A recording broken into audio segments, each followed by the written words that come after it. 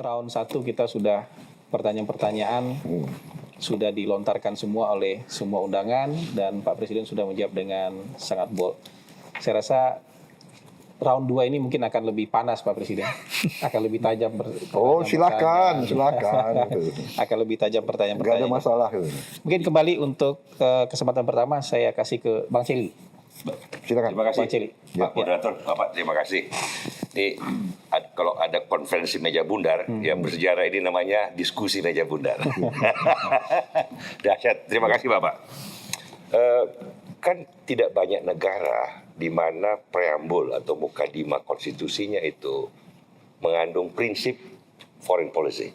Ya. Ini di alinea keempat, mukadimah ini bukan batang tubuh. Kalau batang tubuh kan pengejawantahan dari mukadimah. Ya. Itu spirit dasarnya dan kita satu dari sedikit negara di mana berpartisipasi aktif dalam perdamaian dunia. Ya.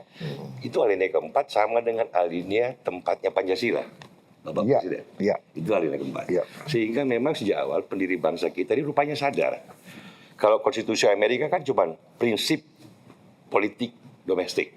Kalau kita ada prinsip politik internasional, sehingga kesadaran untuk bangsa kita sejak awal lahirnya kita berada dalam konteks global, konteks the interplay of power di mana prinsip seperti realisme dan idealisme harus dikombinasikan. Itulah bebas aktif. Dan dunia terus berubah seperti kata Bapak kan, Bapak sekarang kelihatan sekali ada passion pada geopolitik, bagus sekali untuk saat seperti sekarang ini, karena ini sekarang kata orang the primacy of geopolitics. Jadi kalau menurut Bapak dalam prinsip foreign policy bebas aktif selalu konteksnya beda-beda. Kalau dulu kan Soviet, Amerika ada pengejawantahannya macam-macam. Dulu bahasanya non-blok. Sekarang kan bukan non-blok tapi multi-bloks. Bapak bisa ke BRICS, ke Rusia, ke Cina, tapi juga ke Amerika. Ini kan multi ininya. Nah, kalau dikasih istilah, kalau Fareed Zakaria bilang ini hot peace. Jadi bukan Cold War tapi hot peace. Kalau Niall Ferguson bilang the second Cold War. Ini kan belum ada istilahnya Pak zaman ini untuk kita namakan. Dari pengalaman Bapak selama ini, selama setahun sangat aktif baik di dalam negeri maupun di luar negeri dalam membicarakan masalah-masalah ini, termasuk manifestasi terakhir tadi BOP. Ini kan manifestasi dari sebuah prinsip kan. Ini kan tactical decision, tapi kan prinsip belakangnya ya alinea keempat Pak. Ini mukadimah bukan pasal, ini perintah dasar. Nah, pengalaman Bapak selama ini kalau bisa dikasih istilah singkat zaman kita ini, Fareed Zakaria bilang hot peace era, si Niall Ferguson bilang second Cold War. Seorang Prabowo yang melihat geopolitik sekarang sebagai presiden di Indonesia, how can you summarize the age? Ini kan harus ada namanya ini. Saya kok condong juga mengatakan ini kombinasi dari dua-duanya. Ini the second Cold War, tapi juga hot peace, peace yang panas. Tapi saya ingin sampaikan begini ya, ini bukan saya passion di geopolitik, tapi posisi Indonesia ini agak unik. Satu, kita negara keempat terbesar di dunia dari segi populasi, jumlah penduduk. Kedua, kita negara yang mungkin memiliki sumber daya alam salah satu mungkin 5 atau 6 negara terbesar di dunia. Ketiga, kita adalah negara yang ratusan tahun ya, kawasan ini adalah kawasan terbuka. Karena kita gugusan pulau, kita terbuka. Rakyat kita ini hidup dari dagang antara Sulawesi dan Jawa, antara Kalimantan dengan Sumatera, antara Teluk Malaya, sama dari Tiongkok ke India, ke Afrika ratusan tahun. Kita hidup dengan alam perdagangan. Ingat, negara-negara barat datang ke kita karena sumber alam kita, karena rempah-rempah. Waktu itu rempah-rempah adalah sangat strategis. Barang dagangan. Kalau minyak sekarang. Karena dulu tidak ada Obat, Pak. nggak ada kulkas, ya. Jadi untuk merawat makanan lebih lama dari berapa hari, harus ada rempah-rempah. Jadi kalau mau jadi superpower waktu itu harus punya angkatan laut. Angkatan laut butuh rempah-rempah. Dan dia butuh kayu. Indonesia banyak kayu waktu itu. Jadi mereka semua ke Indonesia.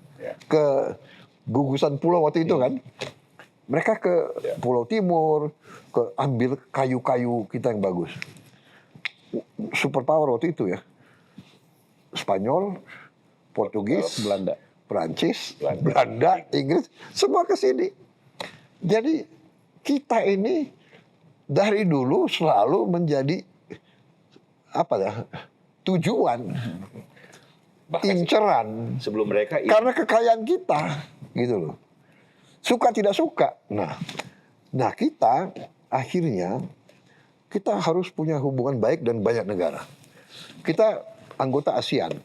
Ya. ASEAN itu 10 negara loh. Sekarang 11. Tapi kita juga Kita anggota G20. 20 negara. Habis itu kita apa lagi? Kita anggota OKI. Habis itu kita ikut banyak. semua gila. Ya, nah, kalau kita diundang, kita tidak datang, kan nggak bagus. Ya kan?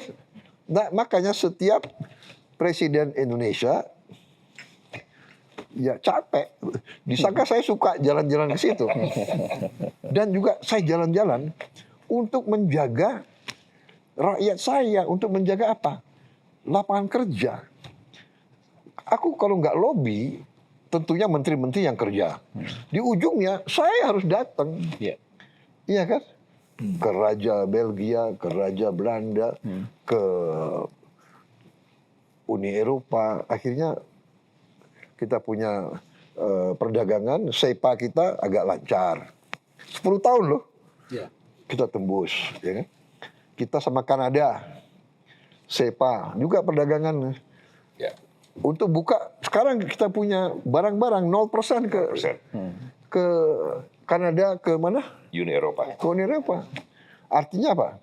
Sepatu kita, tekstil kita, yang tadinya terancam, bahwa kita punya pengalihan. Jadi, ini yang harus kita lakukan. Kadang-kadang, kalau kita berunding, kalau barang-barang ini, Anda harus lapor ke nomor 1 kita. Gitu. Mereka selalu gitu. Ada hal-hal yang penting harus deal ya, langsung. India umpamanya, kita ini surplus sama India. So India mengatakan, tolonglah belilah barang-barang dari India juga. Gitu, Lagi dikit. Gitu. Dia deal direct loh. Ngomong langsung gitu. Jadi itu ya masalahnya. Jadi memang di dunia yang sekarang, geopolitik sudah menjadi geoekonomi. Jadi kalau Anda hubungannya tidak baik, Anda dapat tekanan macam-macam. Jadi, tapi yang Anda mengatakan itu benar ya. Yang dikatakan juga Pak Mardigo. Dalam setiap hubungan, memang harus ada posisi tawar. Harus dari posisi kuat, begitu loh. Nah itu yang sedang kita kerjakan sekarang. Jadi kenapa saya ingin perkuat ekonomi kita, transformasi dan sebagainya, supaya kita satu tidak bisa dibentak-bentak, tidak bisa di. Nah ini juga yang banyak mungkin tidak suka dengan pemerintah yang seperti saya gitu loh. Ya kan karena kita tidak mau serta-merta semua tergantung orang lain. Kira-kira begitu. Kalau masih tambah sedikit? Boleh Bang, silakan dalami Bang. So, ini agak sedikit philosophy of history, bagaimana kan foreign policy nggak boleh cuman hanya menanggapin perkembangan harian, mingguan atau bulanan, Pak. Tapi there must be a progression of history yang kita kaitkan. Seperti Bapak tadi bilang, geografi Indonesia memastikan kita harus terbuka. That's the geography. Kalau nggak gitu nggak bisa. Nah, waktu Hegel melihat Napoleon masuk ke Jena, ke Jerman, kan setelah revolusi Prancis, Napoleon si Toy yang semangat bangsa baru dengan konsep citizenship, intervensi ke Jerman. Jerman kan masih tercerai-berai, Holy Roman Empire, tapi ada 100 unit-unit kerajaan kecil dan besar. Orang Jerman berdebat, masuknya pasukan Napoleon, jenderal besar pada usia yang masih muda, 36 tahun. Tapi dia bilang, no, kita jangan lihat harian ini. Ini dia pembaca sejarah. Ngomong sama Bapak, jadi harus pakai Napoleon dulu. Dia bilang, no, kita harus lihat Napoleon masuk, ya. Dia masuk waktu itu di Weimar. Kan, habis itu dia sampai Prusia dia taklukkan. Hegel bilang kita bisa berdebat, seperti kita berdebat soal Iran hari ini. Tapi dia bilang, lihat sejarah, Prancis sudah menjadi universal state dengan konsep baru. Mungkin ini sejarah sedang berkuda lewat sosok seorang Napoleon. Dia masuk, mungkin Napoleon tidak ada intensi untuk mempersatukan Jerman. Tetapi setelah Napoleon selesai dan dia balik ke Prancis, kan setelah itu proses penyatuan Jerman puncaknya pada Bismarck 1871. Jadi yang dia maksud oleh Hegel adalah bahwa look, historical individual, ada proses sejarah di mana suka apa nggak suka, walaupun sekarang memecah belah karena intervensi, tapi justru dia induce unification of Germany, membuat Jerman bukan lagi dalam perang agama 100 tahun, Katolik, Protestan, perang antara kerajaan, tapi menjadi one Germany. Nah, kalau kita lihat itu kan seorang statement dalam statecraft seperti Bapak sekarang dalam posisi ini harus melihat Indonesia, Teluk, Timur Tengah, negara Islam in a progression of history, sehingga foreign policy kita itu berpihak kepada sejarah masa depan, bukan kepada sejarah masa lalu. Kalau kita lihat di Timur Tengah sekarang kan ada dua, di luar Amerika dan Israel, ada negara Islam yang masih melihat resistensi, perlawanan, dan militer sebagai the most important thing to do. Ada negara yang melihat globalisasi, keterbukaan, kemajuan, pendidikan, seperti di Dubai, di Abu Dhabi, sebagai the most important thing to do. Tokoh-tokohnya sekarang Menteri Luar Negeri Dubai, perempuan, seperti Nana, ada yang berjilbab, ada yang tidak berjilbab, fasih bahasa Inggris, lulusan Oxford. Barangkali yang terjadi sekarang, Trump bisa dianggap sebagai Napoleon dengan kapal tempur. Kalau dulu berkuda, Hegel bilang, maybe he is the instrument of history. Nah, kalau kita salah membaca sejarah, apakah di Timur Tengah ini masa depannya adalah Dubai dan masa lalunya Iran?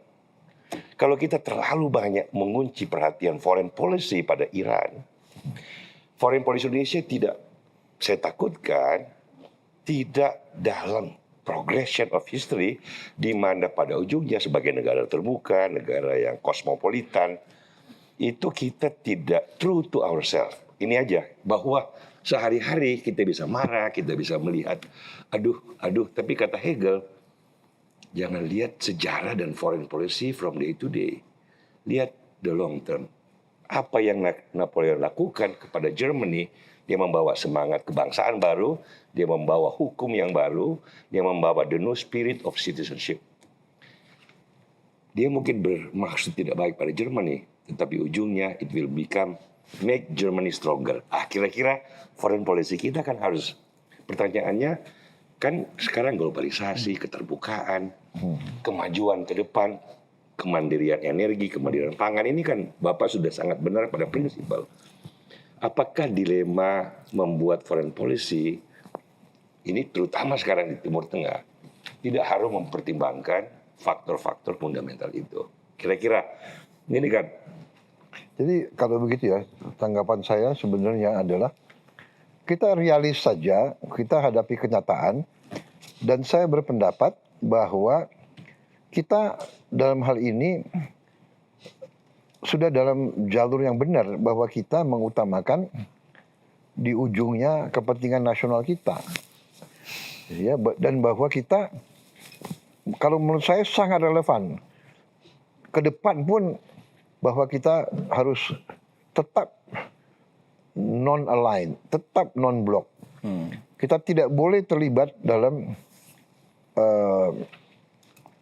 perang apapun. Jadi di sini menurut saya kelebihan Indonesia, keunggulan Indonesia bahwa kita punya itikat baik dan kita punya hubungan baik sama semua kekuatan. Even terhadap rivalitas hegemoni antara Amerika dan Tiongkok, kita tidak mau terlibat. Kita tidak mau harus milih yang satu melawan yang satu, tidak.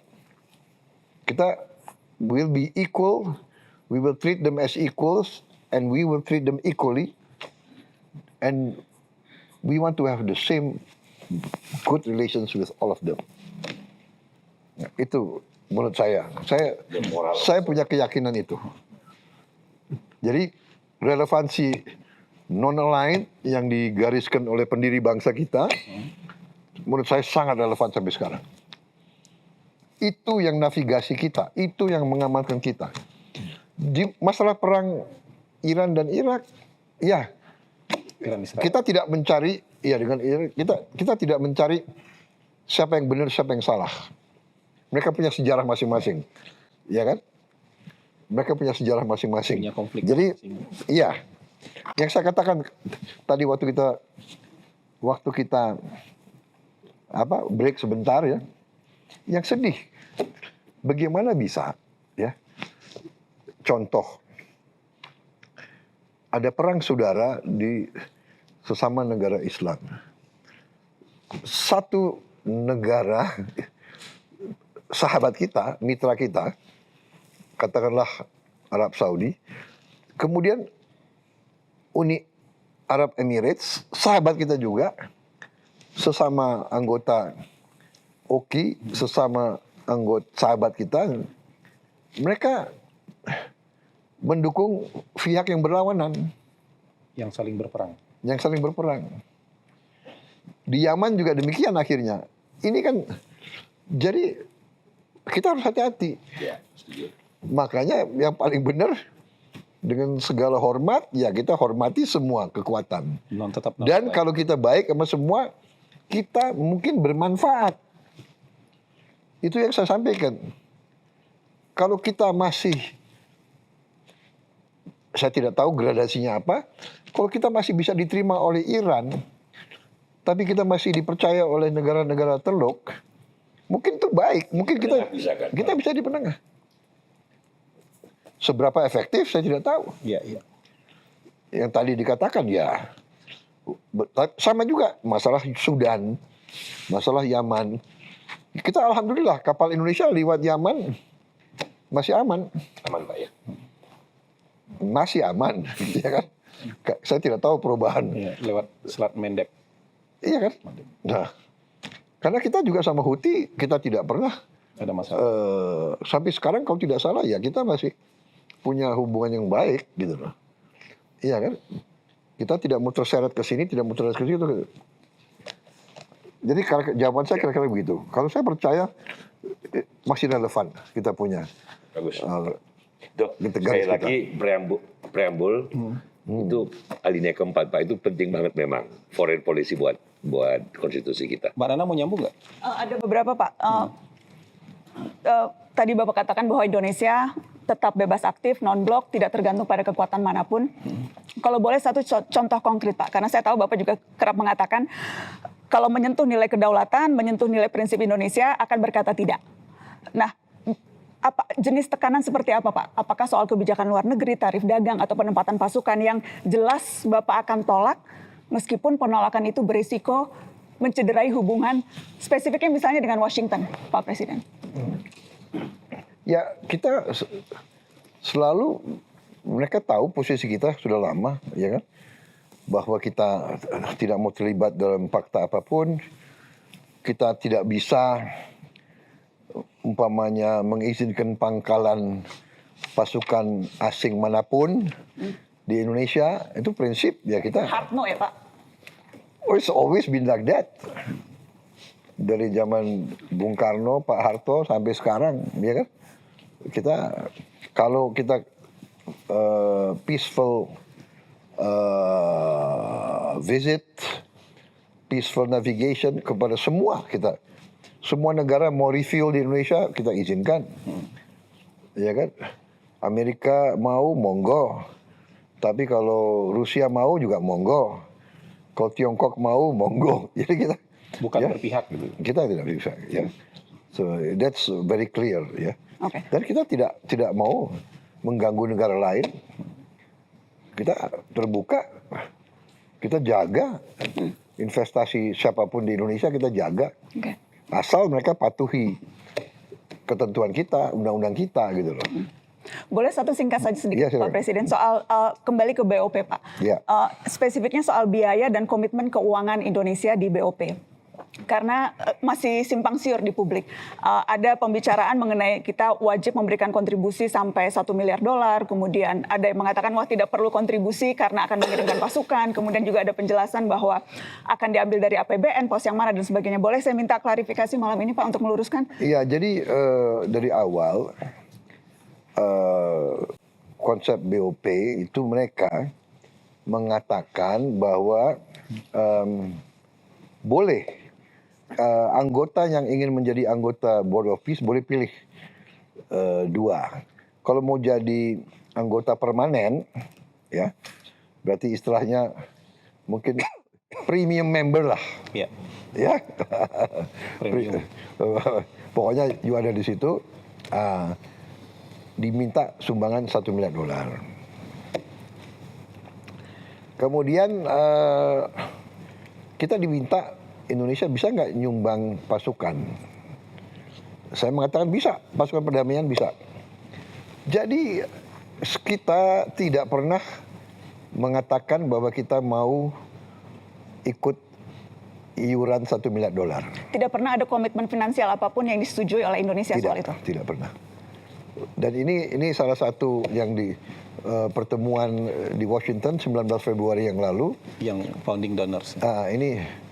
Ini founding donors. Jadi mereka ini masing-masing nyumbang, ada yang lebih mungkin ya.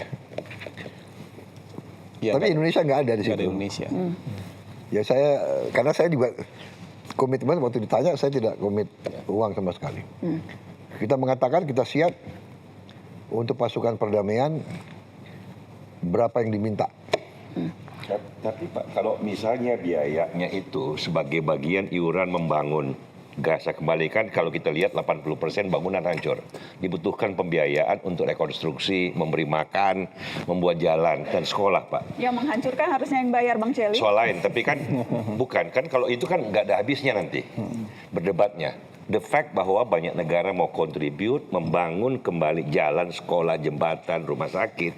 Kan kita nggak bisa cuma ngomong. Ya, itu benar. Dan itu nanti menurut saya itu kita lihat perkembangan. Kalau benar-benar gencatan senjata terus berhasil, Baru bisa. dan sudah mulai pembangunan, bisa saja Indonesia ikut serta kan. Kita punya Basnas, kita punya kan nanti sebelum ini pun kita sudah bangun rumah sakit, Ya. kita sudah bikin macam-macam di situ. Dan kirim bantuan kemanusiaan juga. Tapi di luar skema BOP yang kemudian seolah-olah mengharuskan membayar itu kita sama sekali tidak ada komitmen. Nggak ada komitmen sama sekali. Terima kasih klarifikasinya Bapak. Mbak Nana masih ada waktu mau nanya lagi? Cukup. Sebetulnya topik yang lain tapi mungkin Bahkan ya, Oke, kita- bahkan kembali Kita beda topik dulu. Nanya soal ini. saya ada topik Bang lain Digu tapi sekarang. mungkin Oke, kita masih lanjut Pak saya Presiden. mau tanya boleh? You tanya saya mau tanya. Iya. Kenapa Anda dipanggil Bosman? Boleh nggak saya tanya? Boleh, boleh. Itu nama asli diberikan orang tua atau bukan? Bukan. Oh. Itu. Jadi kalau di organisasi saya mungkin maaf ya Orang Pak nomor Presiden memilih kalimatnya. Saya ini tipe yang Pak. Jadi kalau neken, maaf, terlalu neken saja. Oh, gitu. Jadi ya. Jadi ya dipanggil itu. Bosman ya? Jadi, Oleh anak buah? Oleh anak buah. Tapi Oke, itu oke. dulu Pak, itu dulu. Akhirnya sekarang ke bawah-bawah gitu. Silakan Oke, Bang. jadi tadi saya setuju Pak Presiden bahwa pertamanya geopolitik, terus ujung-ujungnya geoekonomi, gitu ya. Jadi saya menyuplik sebuah buku dulu, How to Swim with the Shark Without Being Eaten Alive. Iya. Jadi saya akan tugas Bapak ini berat karena how to swim with US and Israel and India and China and Iran And Russia. and Russia without being eaten alive, benar? Gitu kan? Nah, yang saya mau bertanya adalah what if Pak? What if Iran win the war, Pak? Ini what if? Karena dia melakukan attrition war atau perang RTC, yaitu membuat ekonomi lawannya itu bubar. Dia menyerang negara-negara Teluk yang bukan hanya 20% menghasilkan minyak, tapi dia ada 40% ekonomi dunia internetnya juga lewat bawah sana. Terus juga ada diserang oleh, pertama kan Israel menyerang seluruh seluruh bank di Iran. Karena bank Iran itu kan tidak pakai IMF, tidak pakai World Bank, dia punya sistem, diserang semua. Terus yang sekarang dia lakukan adalah menyerang balik, Pak. Iran menyerang balik Dubai. Iya. Dubai Financial Center itu ada 290 bank, 102 hedge fund, 500 wealth management firm. Itu mengelola hampir 10 triliun uang. Nah, ini jadi windfall harusnya buat Indonesia, Pak. Harusnya jadi opportunity karena uang itu kan nggak bisa jalan sekarang, harus pindah. Nah, saya ingat 10-20 tahun yang lalu saya bicara dengan Mas Bang Kodari, saya sering berdebat sama dia. Dia merasa bahwa Indonesia ini memang penduduk muslim terbesar, memang negara nomor 4 penduduknya. Tapi kalau berbicara sama negara lain, tidak punya deterrent factor. Saya bersyukur Bapak membuat Danantara. Karena Sovereign Wealth Fund itu membuat, saya punya penduduk nomor 4 terkaya di dunia, saya punya negara muslim terbesar, dan saya punya 1 triliun rupiah, gitu, 1 triliun dolar, gitu. Itu kan Kita kalau nggak salah Sovereign Wealth Fund ke-5 ke-6 ya. Iya kan ini Sekarang kan. di Mungkin ke-6 ya di dunia. Ke-6. Ini di Terren, Pak. Jadi oke, ini seksi gitu ya. Nah, sehingga saya rasa kalau kita bisa menarik ini berkah, Pak. Selalu tadi jadi geoekonomi. Kalau dapat 1 triliun 2 triliun aja yang harus dipindahkan itu ke Danantara gitu ya. Ini jadi opportunity. Jadi kayaknya kita bisa sama-sama mengambil bahwa ini jadi opportunity. Enggak semua war itu jelek gitu ya. Ada yang buntung, ada yang untung. Ada untung. Nah, jadi pertanyaan saya adalah tadi tugas Bapak berat karena harus swim dengan tadi. Terus yang kedua adalah what if Iran win the war, Pak? Gitu. Terus apa opportunity yang kita bisa lakukan untuk Danantara ini sebagai SWF kita menjadi number 1 kalau perlu, Pak, di dunia, Pak? Berarti 2 pertanyaan. Ya, kalau saya ini orang yang sangat realistis dan saya walaupun saya selalu ingin optimistis, tapi saya tidak mau terlalu berharap. Ya. Saya selalu mau siap untuk kemungkinan yang paling jelek. Jadi always strengthen our fundamentals. Itu satu. Yang penting kita punya kembali rule of law and governance itu baik. Uang itu akan masuk. Mau perang nggak perang, uang masuk. Di mana ada negara sebesar kita sekarang ya? Cina sudah, India sudah. There's no other country like us. Brazil dia sudah tersendiri, tapi di kawasan ini we are 300 million people very soon. 300 juta sumber alam, and we come from a low base. Rakyat kita masih banyak yang katakanlah masih sederhana hidupnya, katakanlah masih kurang hidupnya. Jadi kalau ini kita berdayakan, we can empower them with money. Can you imagine the growth? Ya, jadi saya lihat kita harus beresin lingkungan kita. Kita harus beresin budaya kita. Meritokrasi, Pak. Iya, kita harus beresin governance kita, ya kan? Hal-hal kecenderungan selalu menipu. Benar nggak? Iya kan? Nyelundup. Iya kan? Under invoicing, semua praktek-praktek itulah. Ini pelan-pelan kita benahi. Kita berharap kalau kita lihat penerimaan pajak kita sudah kelihatan trajektori naik. Januari, Februari, Maret ini naiknya cukup signifikan. Naiknya tuh sekitar 30% loh. Mudah-mudahan bertahan. Mungkin dengan kita bersihkan Direktorat Pajak, ini ada peningkatan. Ini sekarang biaya cukai harus kita bersihkan juga. Semua institusi-institusi harus kita bersihkan. Nah, makanya saya, semua kawan-kawan di semua lembaga, saya tanya, yuk bersihkan dirimu, atau you nanti akan dibersihkan. Ya. Dan saya lihat beberapa menteri saya sudah udah mulai, benar nggak? Ada orang yang kelihatan soft, tapi dia ada dirjen-dirjen yang nakal-nakal, langsung dipecat, ya kan? Kalau Anda lihat Menteri PU saya sekarang, siapa? Pak Dodi. Dodi ya, Anggodo. orangnya kan baik, tapi nggak mau main-main Pak, dia pecat 2 dirjen, ya. Jadi kalau fun itu, kalau dia merasa, this is a rational country, a safe country, mereka masuk. Jadi yang penting kita sekarang ya, kita juga jangan terlalu itu ya, bahwa semua Indonesia jelek itu loh. Nggak bener. Anda datang ke banyak negara, ya kan? Di kereta api Anda dirampok, Anda dipukul hanya karena ras Anda. Anda kecewa sama polisi-polisi kita. Kalau lihat polisi-polisi di Amerika, ICE. Black Lives Matter, orang nggak bersalah tembak, iya kan? Ini masalah sosial di mana-mana. Tapi our country is not doing that bad, benar nggak? Kita juga harus fair gitu ya. Tapi saya tangkap ya, polisi kita 400.000 loh. Banyak yang kerja keras, banyak kerja baik. Ada oknum-oknum nggak beres. Di semua birokrasi kita banyak yang nggak beres. Ya ini we want to try. Kita berharap generasi-generasi yang akan datang akan lebih baik. Pak, boleh nanya satu, Ya. Pak? Apakah kita akan menggunakan nuklir thorium, Pak, untuk power plant? Itu nanti tergantung para pakar. Kalau bisa kita pakai, why not? Nuclear power paling murah sebetulnya, paling bersih juga. Ya, tinggal how can we handle the safety, itu yang menjadi masalah. Saya kira kalau kita sudah mencapai nanti 100 gigawatt dari tenaga solar, Lebih murah lagi.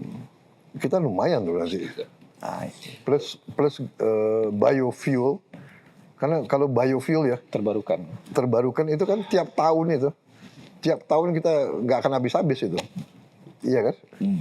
Solar kita. Itu 100 gigawatt solar power Pak ya. Itu kan berarti 100.000 hektar tanah untuk kan 1 mega 1 hektar ya.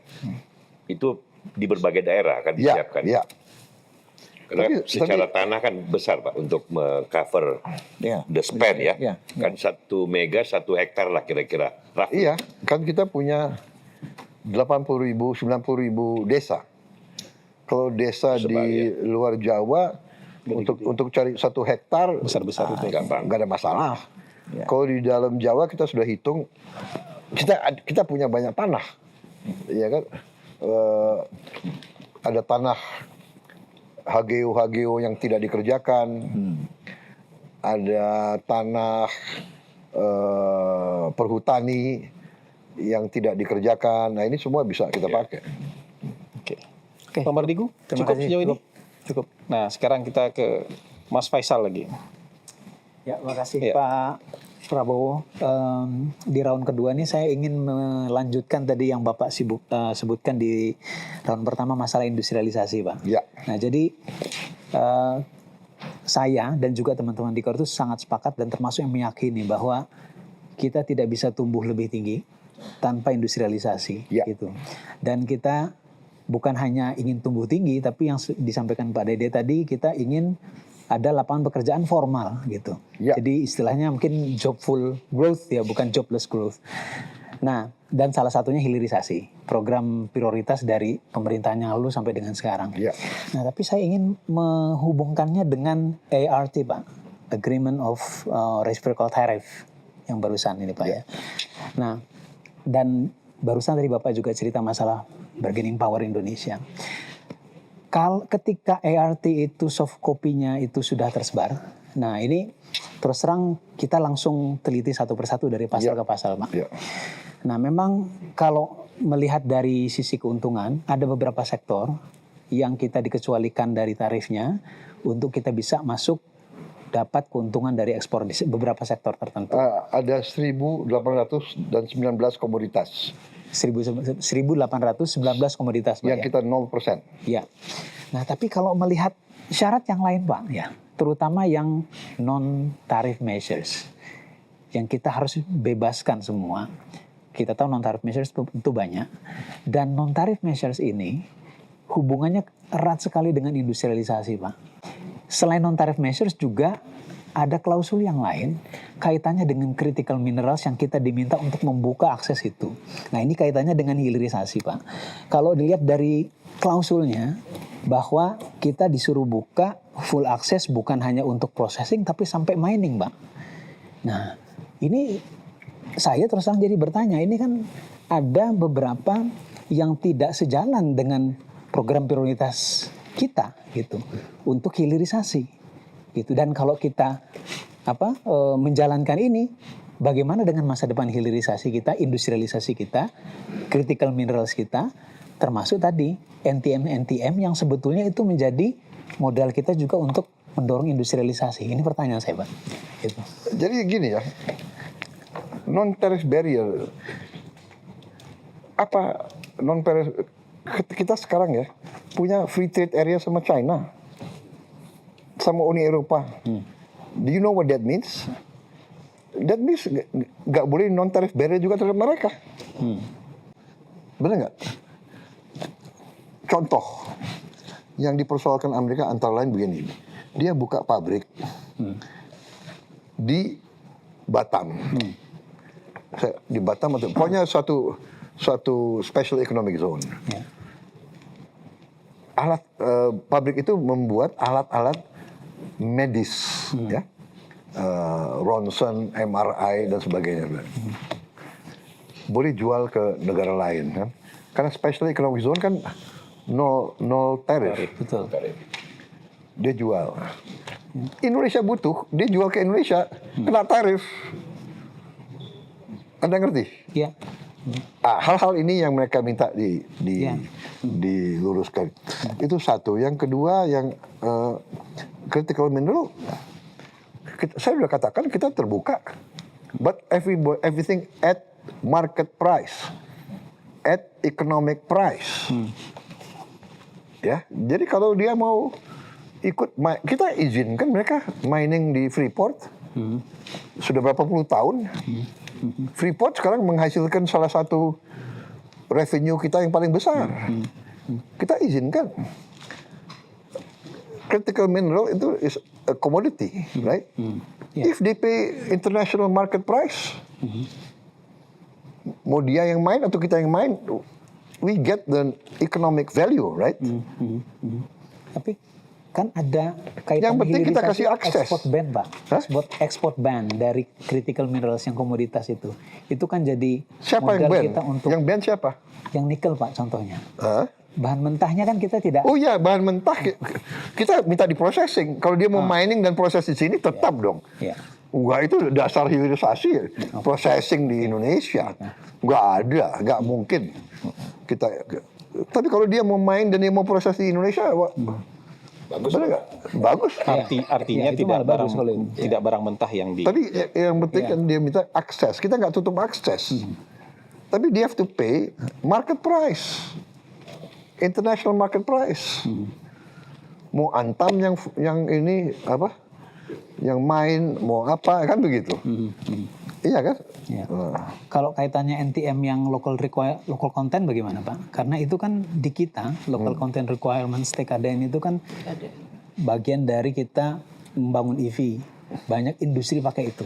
Iya. Itu kan bagian dari intens kita. Oh ya, loh, saya mau bangun Iya. 100% di Indonesia kok.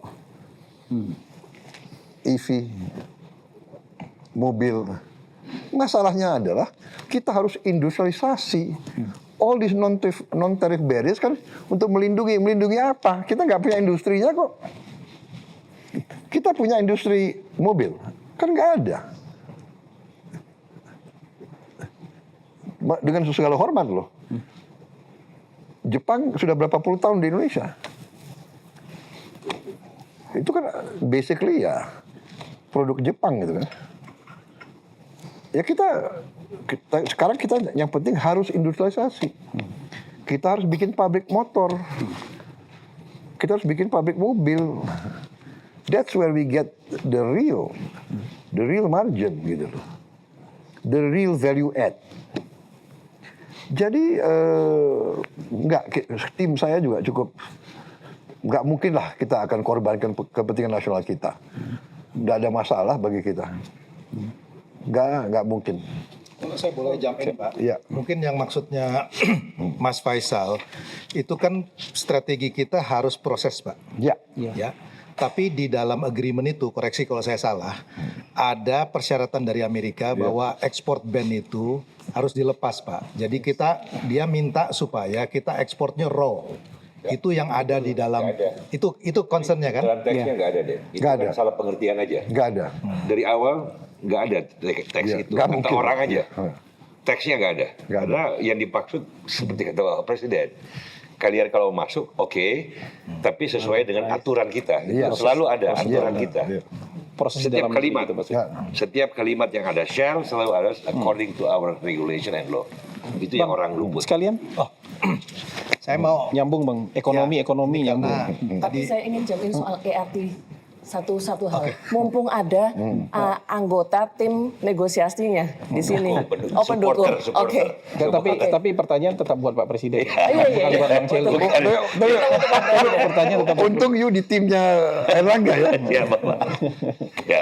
pertanyaan tetap buat Pak Presiden. Jadi mungkin ini Atau mau jump in setelah Bang Dede? karena ini terkait salah satu artikel di ERT. Oh sudah. Oke. Kalau Saya boleh. ganti. Sorry Bang ya. Iya. Saya ganti izin ke ya, Mbak Eno. Ya, Mbak oke, nggak ada Dede. masalah. Karena ini terkait artikel 2.28. Saya mohon dikoreksi ini kalau memang salah. Ini terkait restriction on foreign investment. Jadi di sini disampaikan bahwa kita tidak boleh membatasi investasi asing, khususnya US investors. Jadi tidak boleh membatasi persentase kepemilikan di industri kita. Dan di sini disampaikan ini mencakup mining, mencakup fish processing, dan ada termasuk di dalamnya disampaikan di sini adalah terkait publishing dan broadcasting. Nah itu sebenarnya yang sedang banyak menjadi pembicaraan di kalangan media dan pers. Karena kepemilikannya artinya bisa 100% di dua sektor tersebut, Pak Presiden. Karena setahu saya ini bertentangan dengan Undang-Undang Penyiaran yang membatasi investasi asing ini maksimal 20%. Dan ini masih berlaku. Dan juga Undang-Undang Pers yang membatasi investasi asing ini hanya boleh lewat pasar modal. Jadi begini, dalam perjanjian kemarin ya, kita juga sepakat bahwa kalau ada hal-hal yang masih kurang berkenan di kedua pihak ataupun yang bertabrakan dengan kepentingan kita akan bikin suatu council. Dan itu kalau nggak salah tidak ada di perjanjian dengan negara-negara lain. Di mana di council itu akan kita selesaikan sebelum ke WTO. Ini khusus antara Indonesia Indonesia sama dengan Amerika. Amerika. Bilateral kan. Tidak ada dengan perjanjian negara lain. Tapi begini ya, saudara harus percaya bahwa saya mengutamakan kepentingan nasional Indonesia. Titik. Kalau saya menilai bahwa kepentingan nasional kita terancam oleh perjanjian apapun, ya kita bisa tinggalkan. Seperti yang dilakukan Malaysia, Pak, karena Malaysia, mungkin dia karena mau buru-buru dia terjebak, ada berapa alinea yang dia merasa ya kan? Baru sadar karena belakangan. putusan Mahkamah Agung Amerika yang memang sudah membatasi kewenangan tarif pemerintah Amerika. Apakah itu juga argumen yang menurut Bapak bisa dilakukan Indonesia, Pak? Ya itu urusan domestik Amerika, tapi itu saya kira oke-oke saja, menguntungkan kita juga itu. Iya kan? Jadi kalau nggak salah Supreme Court mereka mengatakan Tidak ada wewenang untuk tidak boleh melakukan tarif di atas sekian persen kalau tidak salah ya. 10. IPA-nya yang nggak boleh, Pak. Tidak boleh Jadi di atas 10%. Ya, 10 dan 15, Pak. 10 dan 15 tergantung presiden yang mau pakai 10 atau 15. So far mereka pakai 10, so far. dan berarti itu kan lebih menguntungkan kita karena kita dapatnya 19 Pak. Jadi Belum tentu nah. apakah akan mengikuti track Ya Malaysia atau pasti yang kita pasti cari yang untung dong. Ya kan, masa cari yang nggak untung. Tapi pertanyaannya nanti Tapi menurut saya begini, di perjanjian kita ada 1819 yang 0. komunitas kita yang nol. Mau ikut 10 apa ikut 19? Nah, Iya. Mau nol atau yang mana gitu. kalau boleh saya tambahkan, Iya. Pak Presiden, ini penting banget karena kan banyak orang nggak ngerti. Ini kan technical. Nah, Iya. 19 itu kan statutorinya. Jadi tarif buku istilahnya. Tapi karena dapat 0.800, maka efektif tarif rate-nya itu kurang lebih kalau digampangkan di average ya, itu 8%.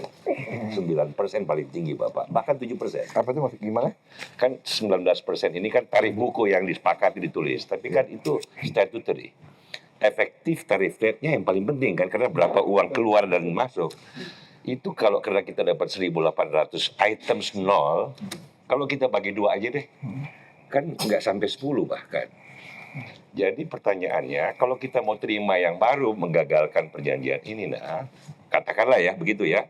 Katakanlah kita dikasih 15 misalnya oleh yang baru. Kalau 15-nya tidak mengubah yang nol, ya kita bilang tepuk tangan. Karena jadi 6 dong, efektifnya. Tapi kalau 15-nya mengubah yang nol, kartu baru dah berunding lagi setahun, yang rugi kita Bapak. Kepastian hukumnya nunggu setahun, belum tentu efektif rate-nya lebih kecil. Kan itu, that's the point. Yang kadang-kadang technicalities-nya ini perlu dijelaskan berulang-ulang untuk Kayaknya cukup jelas, Bang. jelas ya. Benar, Bang. Jelas itu. Bang Dede. Oke. Ini untuk round 2 nih pamungkas, kecuali nanti Pak Presiden perintahkan lanjut. Pak, minta izin makan sambil makan apa enggak ini? Mungkin bisa Boleh sambil tunggu. makan dulu ya. Ini kita jadi Bang Dede sekarang. Kalau di podcast nggak apa-apa sambil makan. Enggak apa-apa, Pak. Justru informalitinya yang penting. Atau tunggu Bang Dede satu pertanyaan. nanti Ya, habis oke. itu kita Oke, akan- Silakan kita- kalau mau akan ini. bisa. Iya, Silakan. Saya Bapak kan sudah mulai ngambil-ngambil, jadi kita iya. Terima kasih. Saya mau tanya mengenai yang tadi berkaitan dengan yang tadi Pak, industrialisasi dan job. Target Bapak di dalam pertumbuhan ekonomi kan 8% di akhir periode Pak. Ya. Itu tadi Bapak sudah tunjukkan bahwa ICOR kita tuh 6,3 Pak. Itu dua hal sebetulnya. Satu, kita boros Pak, ada banyak leakage, bocor. Tapi yang kedua juga itu produktivitas kita rendah Pak.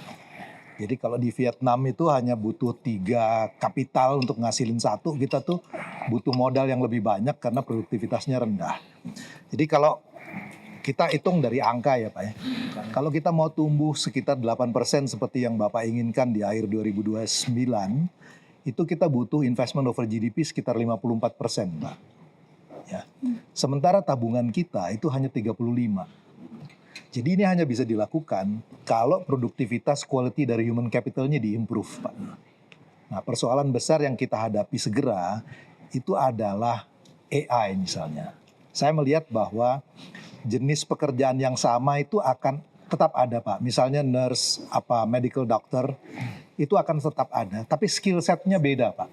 Karena dia harus bisa operate AI. Nah pertanyaan saya itu adalah, kalau kita memang mau kejar 8% growth, isu human capital ini mesti diadres Pak.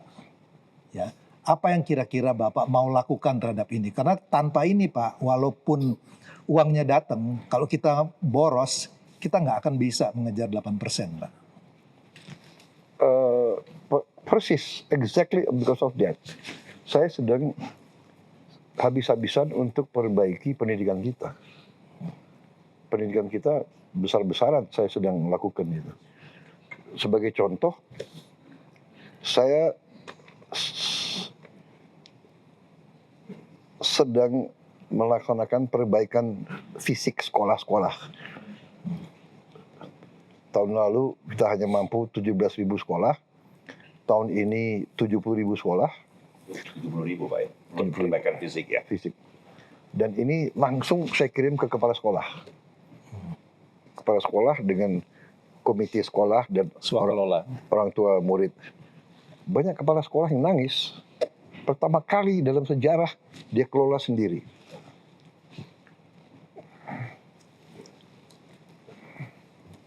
Ini sekolahnya mereka, coba. Ini sekolah Indonesia ini. Ini secara teori, ya, dengan desentralisasi, itu tugasnya bupati itu. Ya, betul. Ini secara fisik saya besar-besaran ini. Ya. Dan ini tahun ini 70.000. Tahun yang lalu 17.000. Tahun depan saya ingin naik 90.000. 5 tahun saya ingin selesaikan 300.000 sekolah. Tapi sekarang pesantren yang nanya. Tapi pesantren kan di bawah Kementerian Agama. Anyway, saya juga lakukan sekarang digitalisasi pendidikan. SD, SMP, SMA. Mungkin sampai ke perguruan tinggi. Kita sekarang sudah taruh interactive flat panel, ya, Indonesia Cerdas, di semua sekolah di Indonesia. 288.831 kalau nggak salah. Ya. 288.000. Ada beberapa yang nggak sampai. Dan ada kurang lebih 70 yang rusak di Aceh. Tapi hampir semua sampai. Yang paling terpencil, yang 3T, terluar, terpencil, tertinggal, sekarang sudah dapat ini semua. Tahun lalu. Ini anak-anak desa terpencil, sekarang meningkat minatnya belajar. Belajar matematik, mereka suka sekarang. Ya. Kemudian tahun ini 2026 dari satu interaktif panel satu sekolah saya tambahkan menjadi 3, tambah 3. Jadi nanti 4 ruang kelas tahun 2026 akan punya interaktif flat panel ini. Saya berharap 27 tambah 2 lagi. Jadi semua ruang kelas di Indonesia, SD, SMP, SMA, semua akan punya interaktif flat panel ini. Artinya apa? Di tiap interaktif ini ada software yang kita isi. Saya lupa itu berapa gigabyte. Pokoknya hampir semua silabus pelajaran ada di situ. Jadi habis satu kelas pelajaran, kalau guru-guru ingin ulangi, ada. Dan nanti ini dari Jakarta kita punya studio, nanti guru-guru yang terbaik akan ngajar di sekolah yang nggak ada guru matematik, yang nggak ada guru bahasa Inggris, ya, dia dapat pelajaran Hybrid. dan interaktif. Kita bisa monitor di kelas itu. So ini lompatan-lompatan dalam rangka human capital. Ya, jadi selain itu kita mau menatar semua guru-guru kita. Jadi gini ya, saya ceritakan ya, MBG nanti di puncaknya kita akan punya 31.000 dapur. Ya. Katakanlah untuk gampang hitungnya 30.000 dapur. Tiap dapur mempekerjakan 50 orang. Itu sudah 1,5 juta. 1,5 juta. 8 kerja ya.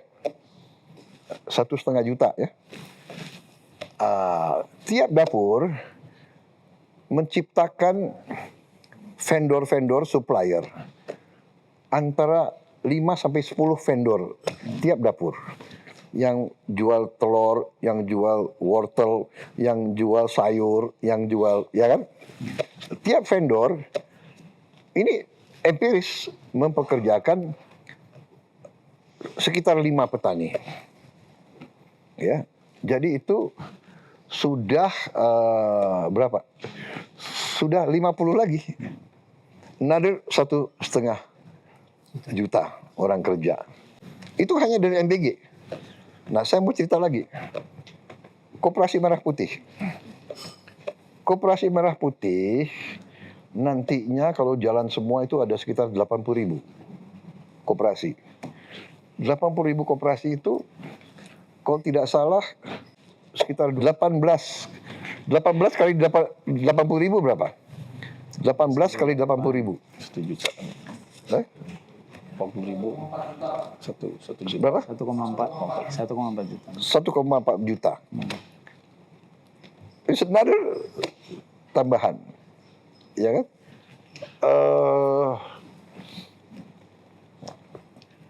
Desa Merah Putih, Desa Nelayan Merah Putih. Desa Nelayan Merah Putih itu rencana kita akan bangun 1.100 tahun 2026 ini. Sekarang operasional mungkin sudah 90. Target kita 1.100. Satu desa Merah Putih itu akan mengelola 600 sampai 2.000 kepala keluarga. Ya kan? Ini bukan menciptakan lapangan kerja baru, tapi meningkatkan taraf hidupnya. Yang tadinya dia tidak punya es, kita bikin pabrik es. Yang tadinya dia susah dapat solar, kita di desa ini kita buka SPBU khusus nelayan. Yang tadinya kapal dia hanya bisa melaut 24 jam, kita bisa bikin dia mungkin naik tiga kali lah. Kita bikin pilot project di Biak, penghasilannya nelayan-nelayan itu naik rata-rata 60% sampai 80%. Ini juga menimbulkan pertumbuhan ekonomi. Ya. Saya akan ulut satu persatu. That's why I'm confident. Kita belum bicara hilirisasi. Ya, yang tahun ini that is the real value add. Tapi kita akan bangun rumah murah. Target kita 1 juta rumah. 1 juta rumah, ya kan? Ini lapangan kerja ya. Ini semua ini. Jadi rumah yang kita mau bangun, 1 rumah itu 1 juta rumah itu diperkirakan 1 rumah membutuhkan kurang lebih 5 orang kerja. Tukang batu, tukang kayu, tukang listrik, etc. Tapi perumahan ini kalau tidak salah menciptakan kurang lebih kalau tidak angkanya berapa ya? 72 turunan perusahaan. Karena linkage-nya. Jadi dengan bikin 1 rumah kita butuh kabel, kita butuh pipa, kita butuh aluminium. Kalau kita 1 juta rumah aja tuh udah 5 juta orang kerja. I'm confident, when this goes, it will be higher than 8%. Ya, growth-nya. Saya tanya satu, Ya. Pak. Ini 1,6 juta itu adalah total sampai selesai kan, Pak? Artinya dari Pekerja ketika baru. dapurnya semua Enggak, beres. dia kerja di situ. Ya, dia 50 kerja di situ orang. kan. Nah, artinya sepanjang sampai 2029 Bapak bicara begitu. Ya, Yang diomongin sama Mas Faisal, Ya. kalau saya interpretasi, ya, dia bicara mengenai additional tiap tahun, Pak. ya. Jadi 1% kalau yang di sini angkanya adalah sampai seluruh program selesai. Total. Jadi lapangan pekerjaan yang tercipta itu 4 juta untuk makan Iya. bergizi Iya. sampai dengan selesai gitu ya Pak ya? Iya. Kalau Iya. yang dibilang Mas Faisal itu adalah additional per tahun Pak. Iya. Tapi kan kalau kita umpamanya ya, kalau tadi kita katakan ya, pakai logik aja, pakai mathematics. Kalau kita sudah menghasilkan ini, katakanlah tadi 1 juta rumah, 5 orang bekerja. 5 juta orang kerja. Ya. Dan kita rencananya 1 juta ya menuju ke mungkin 10 tahun yang akan datang. Karena kekurangan kita kalau nggak salah cukup besar. Ya, backlognya. 12 juta rumah yang kita kurang. Backlognya. So this is going to boost the economy. This is really going to be a big booster for the economy. Ya. Dan akhirnya kan kita bisa rata-rata, ambil rata-rata. Ya, Cina juga tidak growth 13% Langsung. selama 20 tahun. Ya, maybe kalau kita average nanti di 10 tahun, I think very easy we can get 8%. I'm very confident. Saya sangat confident. Nanti, ya kan? Everything is based on evidence. Jadi saya hanya minta waktu dari rakyat, dari masyarakat, kasih saya waktu lah. Saya buktikan sampai 2029. Ya kan? Saya sangat ini selama ini nggak ada yang sentuh desa nelayan. Selama 80 tahun Indonesia merdeka tidak ada yang sentuh desa nelayan. Puluhan ribu kapal asing yang ambil ikan di air kita.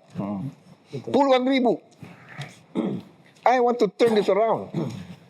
Tahun depan ini saya akan bangun 1.582 kapal ikan. Dari 150, 200, 300, 500 sampai 2.000 gross ton.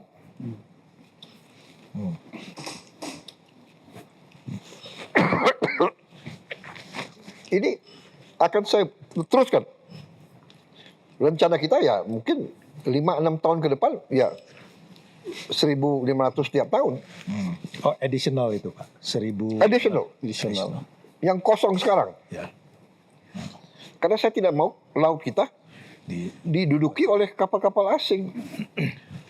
Tidak benar itu. Ini juga akan menciptakan lapangan kerja di kurang lebih 30 galangan kapal kita. Kita punya kalau nggak salah 60 galangan kapal ya. Coba dicek berapa galangan kapal kita punya. Kalau nggak salah 60. Ya. Ini satu kapal kurang lebih 20 sampai 30 kru. Ya. Dan kru ini kan bisa shift. Ya. Pak, ini tuh dalam sampai 5 tahun ke depan, Ya, dalam sampai selesai. Sampai Ya, selesai Bapak. Iya. Bukan additional kayak. Tapi yang 1.500 ini additional kan Pak? Ini additional, Ini nggak ada additional soal. yang ini. Tambahan. Iya. Nggak, karena itu kan jangka panjang dalam situasi Iya. sekarang seperti yang Makanya Bapak kita- bilang, tekanan ekonomi, tekanan fiskal, situasi geopolitik, harga minyak dan sebagainya. Pada akhirnya kan soal pilihan, Pak. Ketika ruang fiskal terbatas, tidak semua bisa dipertahankan sekaligus, Bapak Presiden. Apa prioritas utama Bapak ketika harus memilih? Jadi begini, saya ini kok berpendapat ya, uang kita ada di mana-mana. Tapi saya nggak ngerti, apa elit kita ngerti atau paham atau tidak. Saya sudah ceritakan, di awal pemerintahan saya bisa menghemat 300 triliun. Di akhir tahun pertama, another 200 triliun, 500 triliun. Mbak Nana, tadi ICOR itu, pokoknya itu menurut saya di situ, menggambarkan bahwa kita punya uang itu hangus, bocor. Ya kan, 30% dari 1.000 dari anggaran kita, APBN kita 3.700 triliun. Oke, mungkin benar dari 30% katakanlah 10% produktivitas. Kalau 30%, kalau 20% saja, ya, kalau 10% saja, itu adalah 300 triliun. Dari situ aja. Nah, saya kasih lihat lagi ya. Jadi sebetulnya uangnya itu ada, Mbak. Dalam konteks hari-hari ini ketika kita khawatir pada Hari-hari defisit ini. Hari-hari ini, Pak. Hari-hari ini. Ketika kemungkinan subsidi BBM bisa sampai 200 triliun begitu Pak, karena harga minyak dan sebagainya, tekanan fiskal. Ya kan masa kita duduk diam? Kita kan lakukan segala upaya. Iya. Dan apakah Kita mau turunkan konsumsi, kita mau tingkatkan biodiesel kita yang 100 gigawatt dan sebagainya. Ya itu kita kan jangka panjang Pak, kalau kita bicara jangka panjang ya 2 tahun itu. Kita tekanan masih subsidinya lah. kan sekarang kalau misalnya kita bicara perang yang kata Iran sampai 6 bulan, berarti kan dalam waktu jangka pendek Pak, apakah akan ada shifting prioritas Bapak di program-program prioritas ini yang memang secara fakta anggarannya besar sekali? Atau mana yang tidak akan Bapak sentuh? Mana yang tetap harus jalan apapun Ya konsekuensinya? kita lihatlah, saya punya menteri, saya punya tim cukup bagus ya. Kita juga sudah ambil langkah-langkah, Mbak. Bukan kita tunggu krisis kan, kita antisipasi kan. Ini ada Menseknek saya nggak ya? Hitungan kamu yang kita sudah tambah efisien berapa T? Sekarang sementara ini menghadapi ke depan ini. Sudah dapat 80 T. di luar yang sudah direalokasi untuk program prioritas. Di luar yang kita sudah realokasi. Berapa? Totalnya kurang lebih 70 miliar dolar yang sudah total. 70 ini 70 miliar dolar. 70 atau 70 T? Yang sudah Bapak realokasi kurang lebih hampir mendekati 800 triliun. 800 triliun. Realokasi dari Itu pemerintahkan untuk efisiensi kembali kurang lebih kami sudah mendapatkan sekitar 81. 81 T. Jadi sekitar 900-an. Iya. Jadi we are working very hard. Kita di ART itu ada klausul bahwa yang dihormati adalah hukum yang berlaku di negara masing-masing. Ya. Itu satu ya. Dalam hal ini Undang-Undang Penyiaran RI membatasi maksimal investasi asing itu 20%. 20% betul, ya. Jadi Berarti terjawab. kembali ke undang-undang ya Pak ya? Iya. Oke. Terjawab ya. Oke. Iya. Dan dalam kalimat itu ada kan. Ya. Oke, berarti segala sesuatu yang bertabrakan dalam tanda kutip dengan aturan yang sudah ada, Kita hormati itu akan kembali ke hukum yang berlaku di Indonesia. iya. Karena ada beberapa Di kedua negara, iya. di kedua negara. Karena ini harus diratifikasi ke DPR kan. Iya. Pada Iya. Masing-masing. Oh. Betul. Masih ada mekanisme, masih ada check and balance kita. Mbak Eno Oke. masih ada pertanyaan? Karena Jadi masih ada payung-payung masih pengaman. ada payung pengaman karena ada beberapa yang sedang jadi concern Bang Moderator, termasuk artikel yang di section 3 Pak Presiden itu banyak terkait dengan pers. Itu yang artikel 3.3 khususnya ini bertentangan dengan perjuangan teman-teman pers selama ini untuk mendapatkan fair share dari platform global. Karena di sini disebutkan kita tidak boleh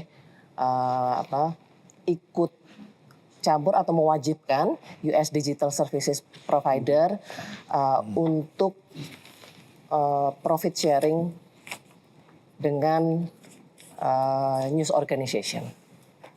Jadi selama ini kami sudah memperjuangkan publisher right Pak untuk mendapatkan fair share dari platform karena kan platform produk-produk jurnalistik ini dipublish melalui platform-platform dan platform-platform ini mendapatkan keuntungan dari iklan-iklan di situ. Nah, tapi pembagiannya ini harus kesepakatan, itu yang kita perjuangkan gitu. Kan ini berlaku di Australia dan di Eropa juga sudah. Coba di sini. Iya, saya kembali bahwa ada klausul yang mengatakan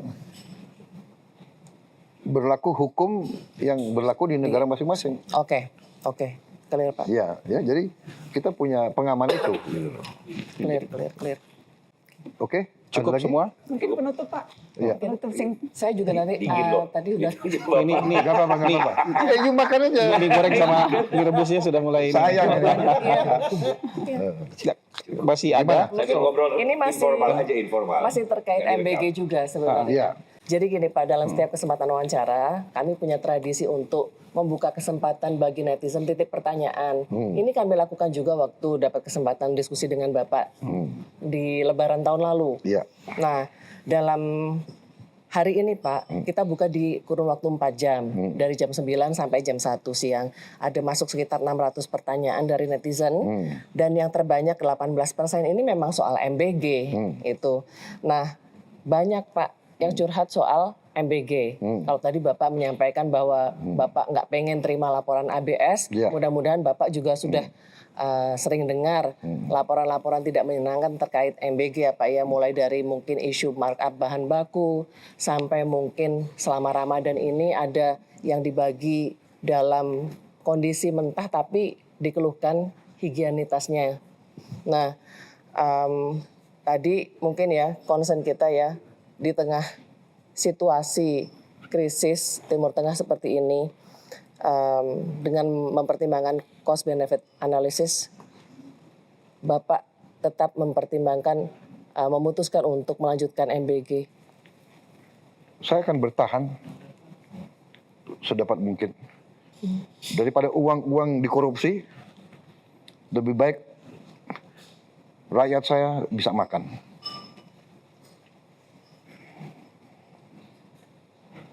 Anda nggak lihat anak-anak yang stunting? Saya lihat, saya kampanye sekian kali, saya di desa-desa saya lihat. Anak umur berapa? 11 tahun, badannya anak 4 tahun. Saya yakin saya berada di jalan yang benar. Uang kita ada. Uang kita ada. Saya pertaruhkan kepemimpinan saya. 2029 kita lihat. Rencana saya di sini. Siapa yang mengira kita bisa bikin 80.000 koperasi, lengkap dengan gudang, lengkap dengan cold storage, lengkap dengan semua itu dalam 1 tahun? Kan enggak. Kita hari ini sudah 30.000 koperasi.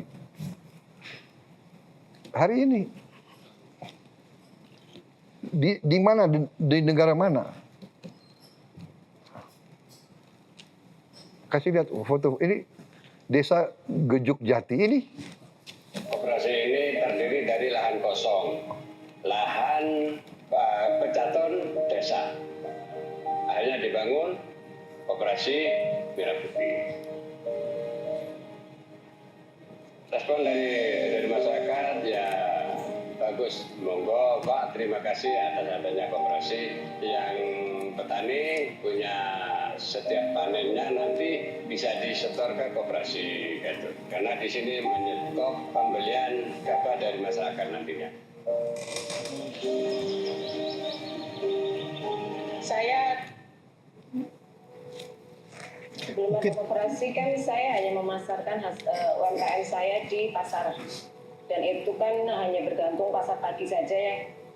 Dados petani niku asale pupuk nggih wani nggih tebih, asale tumbas nggih mriko-mriko. Sak ontene nek wonten mboten nonton nggih muter niku mboten nonton pupuk. Potensi yang ada di desa kami, Desa Dukurejo, ini adalah mayoritas pertanian. Sehingga koperasi Desa Merah Putih sudah diselenggarakan pengurus. Alhamdulillah sekarang sudah berjalan, yaitu sembako dan termasuk sembako di bidang pertanian. Ini sudah berjalan. Kita punya pupuk, yaitu pupuk bersubsidi yang bisa dinikmati masyarakat khususnya petani. Pengembangan koperasi Desa Merah Putih akan kami lakukan terutama dalam peningkatan penambahan jumlah stok yang ada di gerai kami. Nanti juga didukung adanya penerimaan bantuan PKH yang sudah ada di gerai Desa Dukurejo. Setelah kami cek, yakin bahwa di desa ini memiliki aset desa yang seluas 1.980 meter persegi. Kemudian setelah diadakan hasil musdesus, seluruh peserta hasil musyawarah seluruhnya, baik tokoh masyarakat, tokoh agama, tokoh pemuda, perangkat desa, sudah seluruhnya mendukung dalam kegiatan tersebut. Jadi ini banyak sekali ini ya. Kita sudah. Ya. Jadi saya mau kasih tahu juga gini. Anda tahu kenapa saya bangun ini? Karena berapa saat ini nih semua fasilitas yang kita berikan, ya. This is, I think, historical nanti. Saya yakin ini jadi studi kasus banyak negara. Anyway, Anda tahu kenapa? Karena waktu kita mau mulai, kita siapkan pupuk, kita siapkan apa, ada yang lapor ke saya, Pak, sulit Pak kita perbaiki nasibnya petani. Kenapa? Karena petani ini kan dia 120 hari baru panen. 3 bulan, 4 bulan. Dan di dalam 120 hari kadang-kadang istrinya sakit. Dan jadi dia perlu pinjam uang. Dia pinjam uang dari siapa? Dari rentenir. Dan rentenir itu ngeri. Dia tuh 1% sehari. Can you imagine? Gimana? Saya tanya, jadi gimana caranya, Pak? Harus ada koperasi, Pak. Jadi koperasi itu bisa, kita bikin koperasi. Ini adalah, apa ya, ini adalah penindasan manusia ke manusia. Masa orang miskin dikenakan 1% sehari. 1% sehari. Itu satu. Jadi sekarang dengan Koperasi Merah Putih, kita akan siapkan kredit murah. Kredit murah.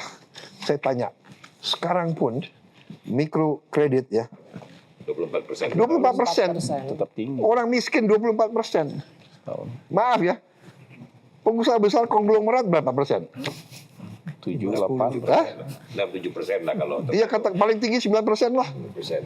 10% lah. Katakanlah 12% lah. Katakanlah ya. Rakyat kecil 20%. Saya bilang tidak bisa. Nanti Koperasi Merah Putih harus di bawah itu. Kalau perlu 6% setahun. Bisa. Jadi Mbak Nana, kekuatan ekonomi kita besar. Hanya tinggal diorganisir. Tinggal diorganisir. Ya, jadi jangan ke arah oke, ada krisis nanti kita hentikan MBG. Iya kan? Masih banyak cara lain yang kita bisa hemat. Masih banyak. Tapi MBG ini saya udah lihat di sekarang MBG waktu kita mulai, kita adalah negara kurang lebih ke 77. Sekarang sudah 100 negara. 100 negara lebih. Semua, dan saya didatangi Rockefeller Institute dari Amerika Serikat, datang ngecek kita punya SPPG, dan dia datang ke saya, dia mengatakan this is the best investment Mr. President you have made. The best investment. Do you know why? Karena $1 di spend di MBG, the return is between $7 and $35. In the long run $35, in the short run $7. Dan ini dari Rockefeller Institute, ya. Ini juga World Food Program dari PBB. FP. Jadi, this is strategic. Ini untuk human capital kita. Ya, jadi masih banyak penghematan lain yang real yang kita bisa lakukan. Kita sudah exercise. Kita sudah melakukan penghematan di banyak bidang. Ya. Jadi saya kira we are a strong country ya. Saya tidak mau nina bobo, saya tidak mau kasih bagus-bagus. Kita siap untuk yang paling. Tapi rakyat kita sebagian besar sudah terlalu lama tidak menikmati kebaikan daripada ekonomi kita. Sudah terlalu lama. The top 10-20% maybe menikmati. Tapi kebanyakan rakyat kita sangat susah hidupnya selama ini. Can you imagine begitu bahagianya mereka terima? Kalau anak orang kaya yang di Menteng ya dia nggak perlu ini, bahwa ada kekurangan. Ini kita tindak, saya sudah katakan ada lebih 1.000 yang sudah kita tutup, ya kan? Tapi you lihat itu. Dan di banyak daerah di luar Jawa ya, mereka tuh sangat membutuhkan.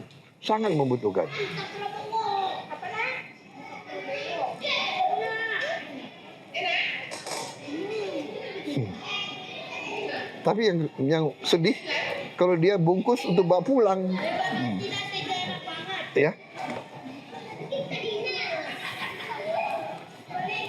Nah, tapi ini juga ya. Bagaimana kita harus yakinkan mereka cuci tangan kalau mau makan pakai tangan ini. Kita sudah bagi sendok-sendok plastik, tapi ya Biasa hilang Pak kalau nggak patah. Tapi Pak, tapi benar, pelanggaran kita kejar. Ya kan?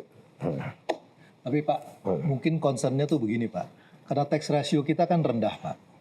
Tax ratio terhadap GDP kita tuh hanya 9% sekarang. Sementara orang lihat bahwa pembiayaannya ini besar. Maka selalu pertanyaannya adalah financingnya dari mana. Itu makanya tadi Bapak bilang bahwa Bapak mau ambil itu, koreksi kalau saya salah pengertian saya Pak ya.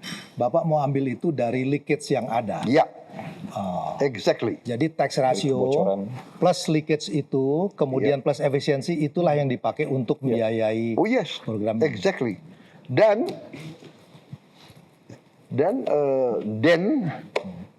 Dewan Ekonomi Nasional dipimpin Pak Luhut sendiri yang lapor ke saya dengan GovTech, dengan digitalisasi semua ini bisa terus mengurangi 240 kebocoran. Triliun. Ya, 240 triliun Pak.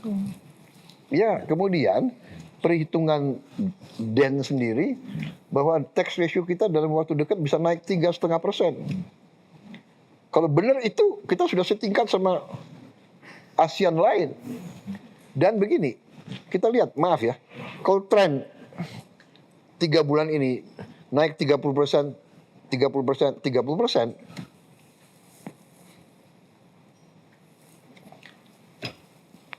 ini kita tax ratio kita lumayan itu nanti, ya. Jadi kalau kita bisa naik tax kita benar 30%,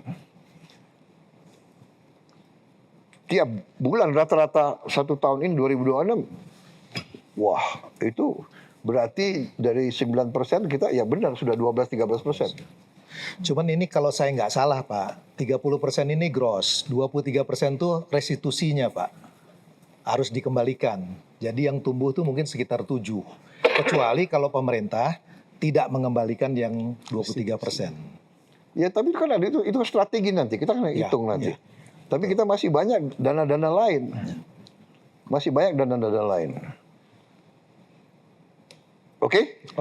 Break? Pak Boleh Presiden, terakhir aja Pak. Boleh terakhir. Terakhir untuk kemudian masih ada terakhir semua terakhir jadi. Enggak, biar muter. Setelah itu setelah itu bisa ditutup dengan makan mie instan. Sebetulnya ini follow up pertanyaan saya tahun lalu Pak, ketika saya juga sempat bertanya ke Bapak spesifik soal kepolisian. Setelah itu saya tahu, kita semua tahu Bapak membentuk komite tim percepatan reformasi Polri diketuai oleh Prof. Jimli. Sudah selesai Pak pekerjaannya, katanya ada 10 buku, ada puluhan aturan yang kemudian direkomendasikan untuk diganti. Info terakhir yang saya dengar sedang menunggu waktu dari Bapak supaya bisa menyampaikan langsung hasil rekomendasi itu. Pertanyaannya, kerap kali tuh Pak rekomendasi reformasi berhenti di atas kertas Pak. Pengalaman kita dari tahun-tahun sebelumnya, berbagai tim dibentuk, rekomendasi diberikan kepada presiden atau kepada siapapun yang memberikan mandat, tapi selesai di situ. Saya ingin minta komitmen Bapak untuk jika nanti ternyata beberapa hasil rekomendasi membutuhkan komitmen kuat presiden untuk menyentuh hal-hal yang selama ini dianggap sulit disentuh karena berhubungan dengan struktur kekuasaankah atau dalam pertarungan internal di lembaga tertentu, apakah Bapak akan tetap melaksanakan rekomendasi itu atau akan melihat situasi atau bagaimana Pak? Jadi begini, sekali lagi saya dipilih oleh rakyat Indonesia, saya dilantik, saya disumpah. Jadi memang yang saya ingin lakukan adalah transformasi bangsa, saya ingin perbaiki kondisi bangsa itu semua. Termasuk di situ adalah alat-alat penegak hukum. Karena hukum, the rule of law, itu bagian penting daripada negara yang kuat dan berhasil. Ya. Jadi yang saya katakan adalah hasrat untuk memperbaiki semua lembaga, termasuk kepolisian, itu tidak semata-mata harus dari suatu komite reformasi. Tapi komite reformasi adalah alat bantu yang sangat penting. Ya, kita pelajari nanti yang mana kita bisa lakukan cepat, kita lakukan. Yang mana kita anggap belum bisa dilakukan, ya kita mungkin tunda. Ya kan, nanti ada banyak argumen, ya kita lihat nanti. Kita akan ambil keputusan yang rasional. Tapi bahwa negara butuh lembaga-lembaga penegak hukum yang profesional, yang bersih, yang tidak korup, yang penuh integritas, itu mutlak. Jadi kalau saya serius terhadap sumpah saya, ya saya harus memperbaiki kondisi-kondisi yang tidak baik itu, termasuk kondisi-kondisi di lembaga-lembaga kita. Ya itu situasinya begitu. Termasuk kepolisian. Tapi tidak hanya terbatas kepada kepolisian. Jadi saya katakan begini, kita juga harus fair. Selalu itu adalah nila setitik merusak susu sebelanga. Ya. Mungkin beberapa oknum, tapi dia punya power, dia bisa berbuat seenaknya. Tapi ratusan ribu polisi yang lain terkena nama jeleknya. Makanya sekali lagi pertama saya ingin memberi kesempatan tiap lembaga membersihkan diri. Ini banyak yang tidak dipercaya orang, tapi dalam leadership kadang-kadang itu jalan yang terbaik. Ya, kita umpamanya lihat ada situasi seperti ini, sama juga mungkin audit ya. Kalau audit nggak beres, dia datang kasih tahu pimpinan, kamu nggak beres loh. Kau bisa perbaiki diri nggak? Kalau kau perbaiki diri, saya kasih kesempatan. 3 bulan kau perbaiki, masih kurang. 3 bulan lagi, masih kurang. Saya lihat sekarang kepolisian banyak menindak perwira-perwira yang nggak beres. Ya, kalau kita lihat ada Kapolres, ada ya beberapa. Ini ya saya kira itu arah yang lebih baik. Dan juga TNI, ada perwira-perwira TNI yang nggak beres juga. Penyelundupan itu pasti terjadi karena lemahnya penegak hukum. Dan TNI, Angkatan Laut bagaimana? Ya kan? Danrem bagaimana? Dandim bagaimana? Babinsa bagaimana? Kok bisa terjadi tambang ilegal? Saya pertanyakan, saya bilang, Panglima TNI, kamu usut. Bagaimana ada tambang ilegal, Babinsa tidak tahu, dan Ramil tidak tahu, Kodim tidak tahu, dan Rem tidak tahu. Untuk apa kita punya pejabat seperti itu kalau dia tidak tahu atau tidak mau tahu tambang ilegal, perkebunan ilegal, dan sebagainya. Ya kan? Jadi ini saya kira kita harus fair. Polisi harus beresin diri. Saya alumni TNI harus beresin diri. Saya nggak rela institusi saya yang begitu dicintai rakyat tercemar oleh pejabat-pejabat. Saya kira Anda bisa lihat sudah berapa jenderal bintang 3, bintang 2 yang kita pecat, yang kita serahkan ke kejaksaan. Waktu saya Menhan, Anda bisa hitung. Asabri kita beresin. Iya kan? Yang lama kata yang tidak bisa disentuh karena banyak jenderal di situ. Kita serahkan ke kejaksaan. Saya bikin surat.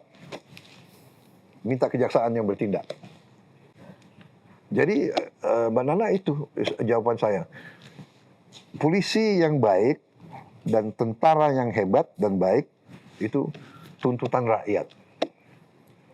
Bukan selera pimpinan. Jadi saya sebagai pejabat, sebagai petugas yang diangkat rakyat, saya harus jalankan tugas yang diberikan rakyat kepada saya. Jadi ini nanti kalau saya bertindak, kalau saya ambil langkah, ya saya yakin selain komite reformasi, tapi pendapat umum rakyat juga menghendaki itu, ya. Menghendaki itu. Terima kasih Bapak Ya, Presiden. terima kasih. Ya, tepuk tangan, baik, tepuk tangan. Jadi begitulah pemirsa di seluruh tanah air maupun yang di luar negeri, Bapak Presiden sudah lebih dari 2 jam bahkan menjawab semua pertanyaan, mulai dari pertanyaan yang santai, yang ringan, sampai pertanyaan yang cukup berat dan tajam sekali. Dan kita juga melihat jawaban-jawaban Presiden sudah sangat firm, sangat tegas, dan sangat bold.